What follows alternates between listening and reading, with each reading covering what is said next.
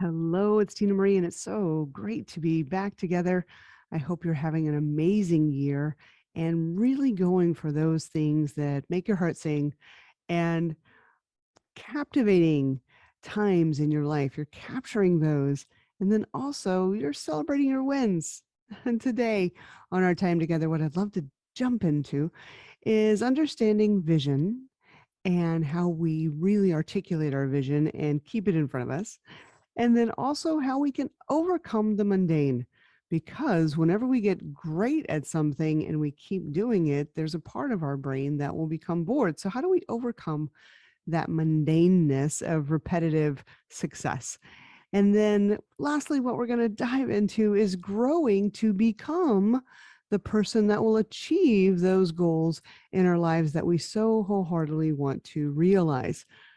So thank you again for being here on the Light Your Life podcast. I can't wait to dive into all of these topics with you and share my personal experience of how I've had to use the tools and exercises I'm going to give to you today in order to stay the course in my own life, in relationships, and in business. So let's start off first with vision. As they say, without vision, people perish.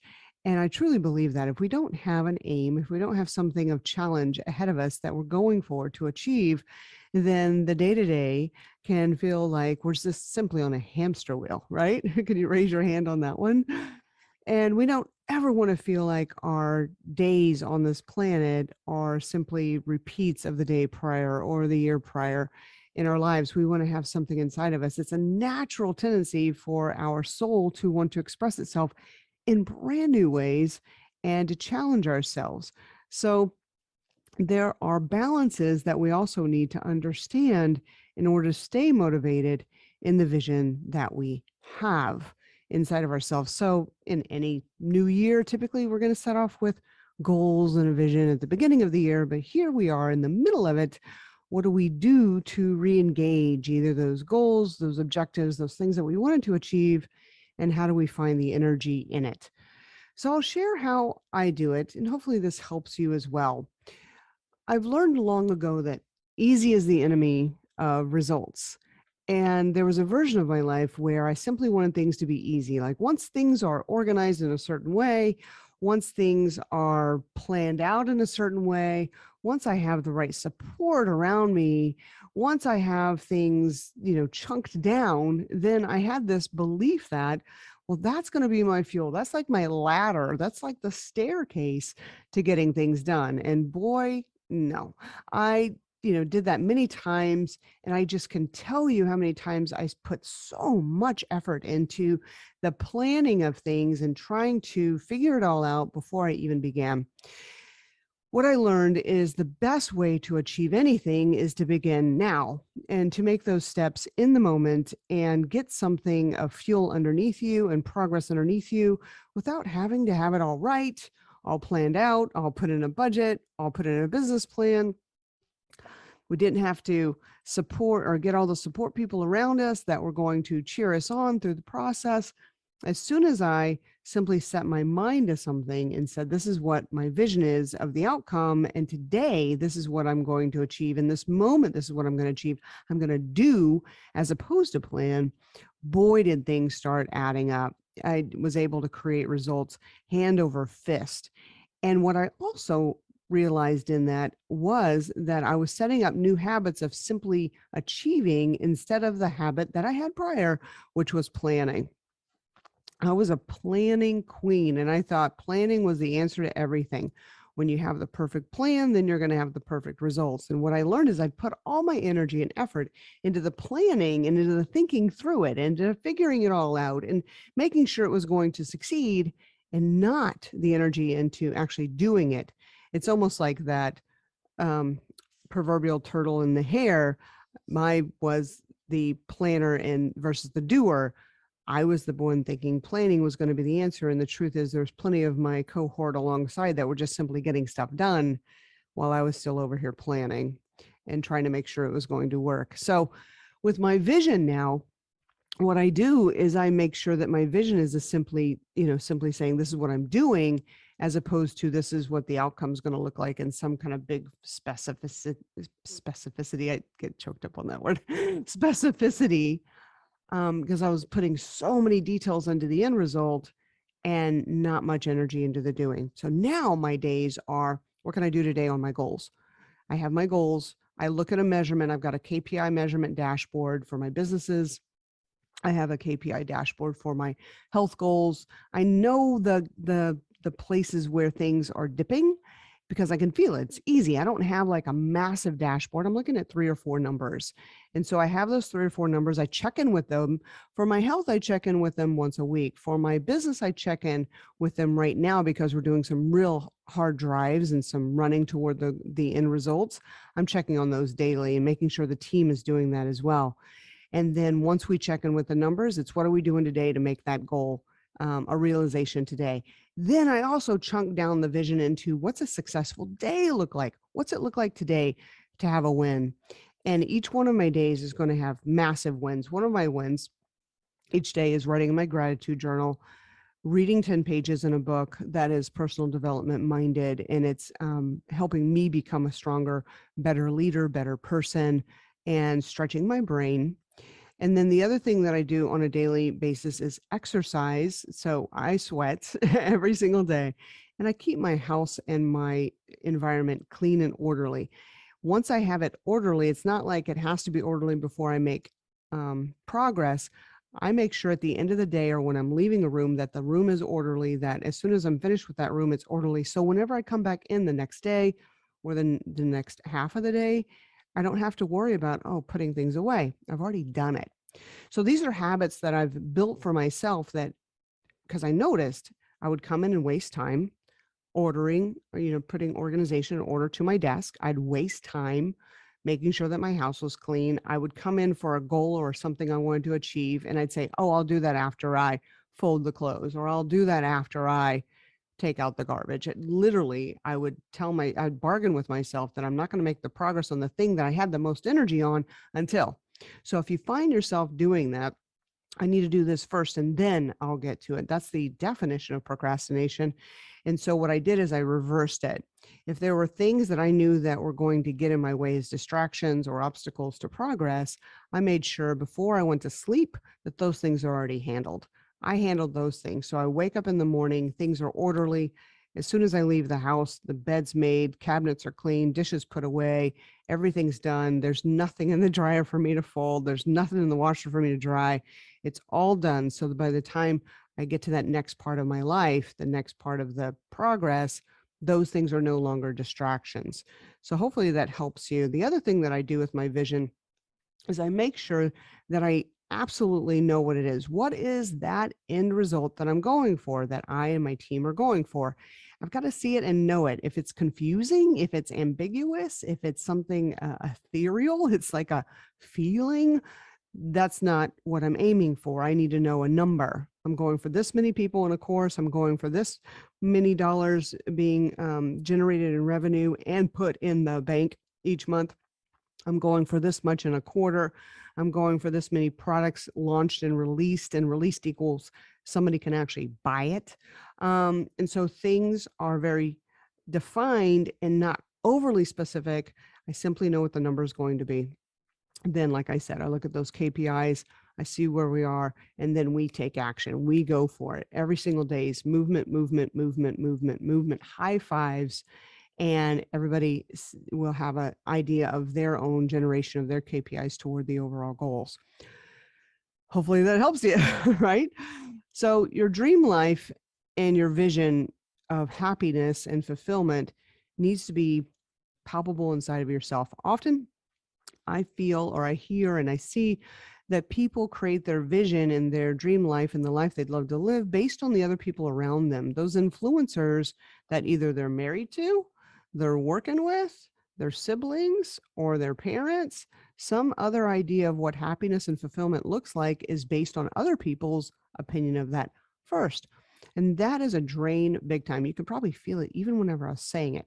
So we need to check in with ourselves and make certain that our vision is our vision. Now, there will be partnered visions with your spouse and partnered visions with your team.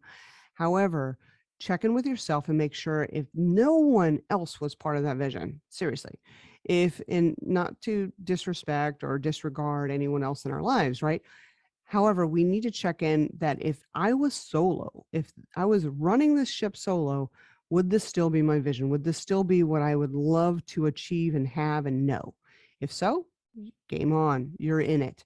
We don't want to have any of our vision, any of our plans to be because of someone else, dependent on someone else, or that we acquiesced and settled for someone else's vision or dream. It needs to be completely from our soul. And if we find out inside that maybe I did settle on that and it's not 100% resonant with me, that's our moment to renegotiate and bring back that conversation with the people that we're in partnership with to make certain that our voice, wants, needs are heard and that we stood in there for ourselves and what our life fulfillment will be. Now, another thing is that I want to say easy is the enemy. I worked with a client once and literally his want was to have the easy life. And I can understand that. I can understand. I want the easy life. We see it, like, or we think we see it, right? We can see movies or things on TikTok or things on Insta or things out there in the world, and we think that the outside appearance of what we're seeing, people on yachts, people flying first class, people with the mountain chateau, people that say all their bills are paid and they have no debt, people driving those really fancy cars. We can see those trappings of what it looks like on the outside for fulfillment and think that's what I want. That's what I want. That's the easy life. Well, I can tell you that all of those things also equal an amount of revenue and generation and work that's necessary in order to make those things happen. So to me, the easy life is a facade. What I want instead is a life that grows me. I want a life that helps me grow, challenge me to the level where I'm going to step up to a new version of myself, where I can contribute to more people, where I can serve. And yes, I will reap those financial rewards if I have my own dignity, self-confidence, understand my value and how to articulate that into the world and stand by that. If I have my money mindset on really strong money mindset, then the rewards will come. They definitely will come. There's no part of me looking for the easy life. We purchased a house recently, and there's a sink that was having a bit of a leak and trying to figure it out. And I heard my mind saying, oh God, I wish this was easier. This is so hard. And I spoke back to my mind and I said, it's not hard. You're learning. It's not hard. If it were easy, you would have done this a million times. You're not a plumber. So it feels like uncomfortable and it's a stretch because your mind is learning, you're having a new experience. So I had to set myself down. Literally, actually, I was laying on the ground and halfway in the cabinet. But we need to get in control of our mind that wants it to be easy or it complains. That inner complainer, that inner whiner is the thing that's draining us, not a life that is not easy, right? It's the perspective of the life that isn't easy. The truth is we want challenges. And that brings me to the place where I want you to ask yourself a couple questions. So hopefully you're taking some notes or have an ability to take some notes right now. These will also be in the show notes.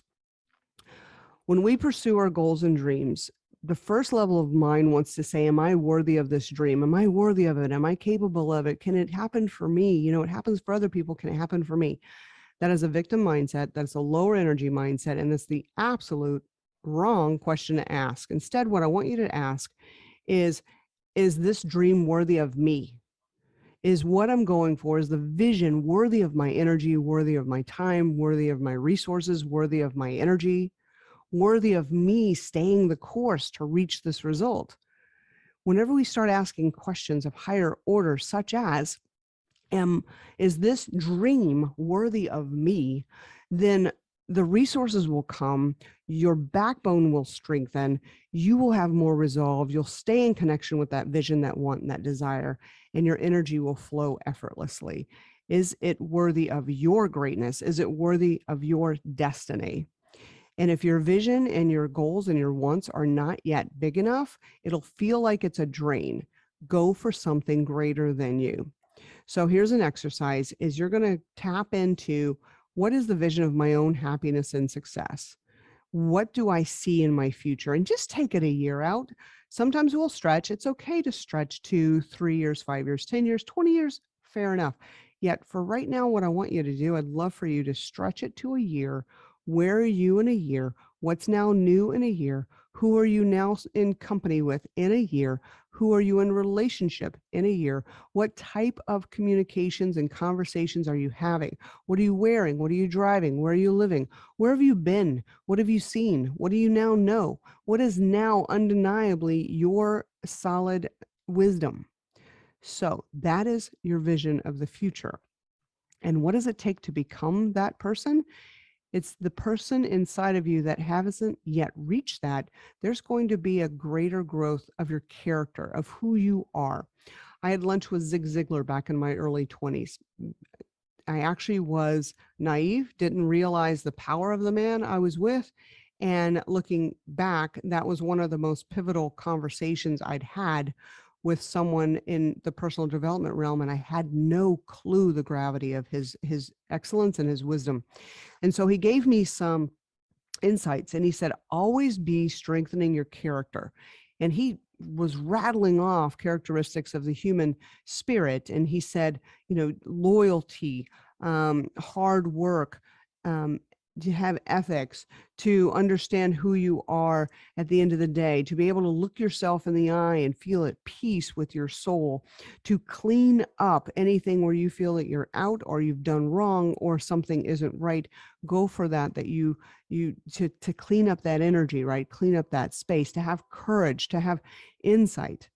And so the list goes on, but this is where we're going with this, is that we need to be becoming that next version of ourselves, because our personal growth, and that's why you listen to this podcast, and probably you have an entire library of podcasts that you listen to that inspire you. And I'm so grateful to be one of them. And personal growth is the oxygen to our soul, to our spirit. And we have to strategically align with personal growth that's going to be on that, level where we know we're becoming. So I'll share where I'm becoming. I'm becoming more disciplined. I'm becoming more patient. Those do go together. And I am becoming more in my presence and intuition. I'm tapping into this other than seen energies that are also speaking in and through us on a regular basis. It's been part of my lifestyle since I was young. And so it's almost like a different language I speak in thought form to the energies of, there's different words that we have in our cultures to guides or the spiritual realm or the universe or the unconsciousness, right? And so something I'm becoming is more adept at that and more in the moment with that. In all moments in my life, I use that as a wind, not beneath my wings, but a wind through me, that it is the conversation that first happens. I'm not perfect at it. I won't ever say that. However, one of my growth places, what I'm becoming, is that. The reason why is my goals and my dreams and my wants and my vision require me to be this stronger person, this more disciplined, present, intuitive, in connection person. And so to reach our goals, we must grow into the person that can reach the goals. It's the first order of being, actually. If we're not growing, we're not going to reach our goals.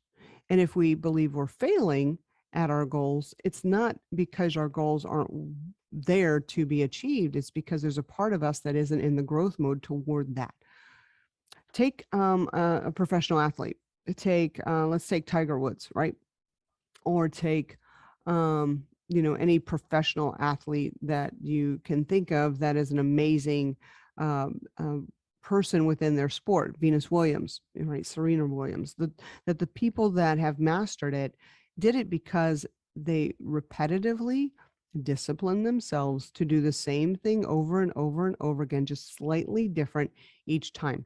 Slightly different each time. Slight improvements over time equal great results.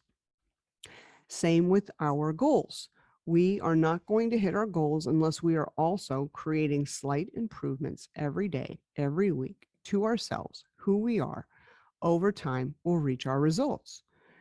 They go hand in hand. We must be growing as the person that's going to achieve the results, as opposed to the person going for the results and thinking that we're a static being going for a result. The truth is, we grow along the course of that. So who are you becoming? In an exercise that I give my clients and my coaches, we need to find out who we're becoming. What are those personal characteristics you want to cultivate and develop even more? What are your better daily habits? Maybe better weekly habits, monthly habits that you say, this is who I want to be on a regular, disciplined way, to get rid of us distractions, or have distractions not become part of our take us off course, right? Where are places where you waste time, energy, focus? Maybe you're having unnecessary conversations. Where can you get more streamlined in the resources and the time? I heard this one quote that so people say, I don't have enough time. I wish I had more time. And God says, well, I gave you all the same amount of time. It's what you do with that time that matters. And so getting to be more focused, efficient, laser beam in on things. I can get a ton done in 15 minutes. I wish there was a reality show on that. How many things can someone get done in 15 minutes? Whoever gets the most things done precisely wins, right? We have so much time, we lose time based on our not having a focus and not what we're wanting. So that takes me to the last thing I wanted to share is this improvement and the balance of our improvement. Because sometimes we can run out of the gates and think, oh, I'm becoming this perfect, wonderful person. I want to pick up the guitar and I want to learn how to play Stairway to Heaven right out of the gate. Good luck with that. So what we want to do is set our goals and make sure they're chunked down into achievable goals that are daily milestones, right, along the course. And then there's incremental improvements that we're going to have to make within our own character, way of being, our habits, our knowledge, in order to reach those results. So those are like two racers running side by side, side by side, side by side. The goal itself and the doing in those check marks, along with the who are you becoming. And of course, the everything that encapsulates that is that vision, the vision of fulfillment. And the last thing I wanted to share is that we check in with our gratitude, check in with the celebrations of the day that you achieved. Do not let your head hit the pillow to go to sleep without checking in and saying, this is what this day was. This is the good of this day. And I have an exercise that I do. My beloved actually, I think, recorded me doing this one night to like my surprise. I'm like, oh God, it looks a little crazy and it works. So what I do is I say, I claim victory. I claim victory. I claim victory, with my hand above my head, with my fist pumping like a warrior. I claim victory. And so I'll do that. I claim victory. I worked out twice today. I claim victory. I drank all my water. I claim victory. I read my personal development pages. I claim victory. I called all my prospects. And so I claim victory on each one of those things that I have set as a daily must. And even those things that weren't a daily must, that came into my knowing and my being and my action in a day, I claim victory. Before my head hits the pillow, I claim victory. And so maybe these things can help you too, right? Because a life of fulfillment is a daily process. A life of fulfillment is a daily check-in, a daily progress. We never know when the last day is of our life. We don't. So each day, let us feel fulfilled, happy, joyful, and look to that thing that we are creating, yes, and take it into the moment of what am I doing now and how am I succeeding, capturing our successes, and know that I'm becoming a better version of myself every single day. So to recap, exercises you could do is that you're going to tap into your vision of what happiness and success would be. What is fulfillment? What do you see 1 year from now? Who have I become? How am I stronger? How am I better? What are my new habits? What have I let go of? What have I stopped doing? What have I started doing? Who am I now in relationship with? What conversations am I now having? How am I now disciplined and focused and attuned to my life? And then also knowing that these are sustainable, make them daily habits. Awesome. Thank you so much for listening to the Light Your Life podcast. I'm Tina Marie St.Cyr. I love being with you, and I really love hearing from you. Feedback is just like sunshine to my soul. So what you would do is either wherever you found this podcast, there's going to be show notes and a way to comment. So you would simply comment there. And then also you can go on to our social, Instagram, Bonfire Coaching, Facebook as well, Bonfire Coaching, or you can find me out there, Tina Marie St.Cyr. And you can also go to our website at bonfirecoaching.com and leave us a note and a comment. We'd love to hear from you and know how we can add to this wonderful podcast with whatever comes through you as far as a thing, a want, a need, a conversation, maybe somebody you know that you think would be a great guest on the show. Just simply write to us, and we'd love to hear what your takeaways were. Until then, have a beautiful rest of your day and stay in connection with who you are becoming. Ciao.